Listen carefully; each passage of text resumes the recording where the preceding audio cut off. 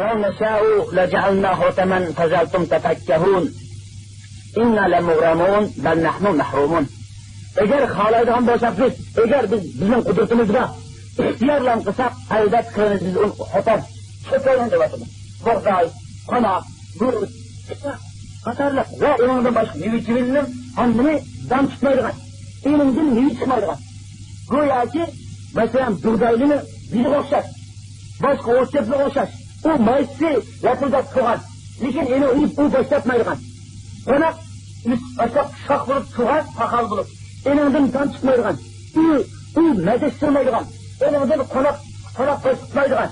Boşunda biz ortacak aylandırı atamayız. Biz eğer halkalar müştakil olsun dedim. O başlaydı. Hazır müştakilin üzerinde.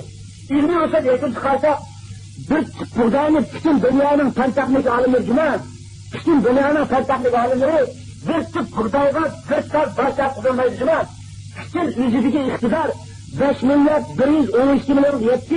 Yakın istatistik çıkarganda, kiminde hayat yaşavarsan, kiminde insanlar, bu şunun her sahi alimleri, bütün üzerinin iktisadi, iktidar, yine sanayet gücüne iş kısarsa, bir maysiden, bir tal başta kullanmaydı değil mi? Bir tal çıkaramaydı, bir tal akmışmıdın, bir tal dumlu çıkaramaydı.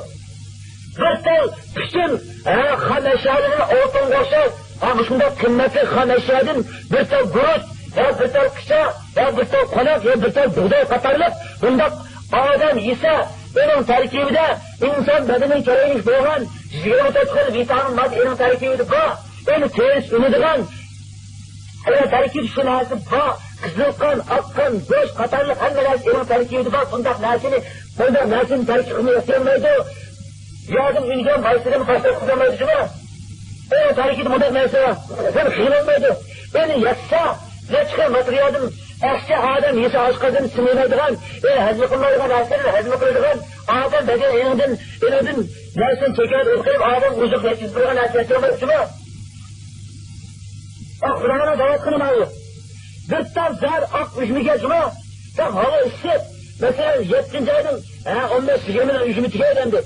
Şu vakti hava ısıtılsın, okunsanız, veya elinden başka her konuda tedbir, Biner sanat iştirip şunun bir ya darikimendo ya ukul salamdo kanda biner işlerse İstanbul soğuytandı şunundan bir tane dımda tukuşmasın gibi dünya. Bütün dünya müracaat. Bütün dünya bize koyduğun müracaatınız bu şu.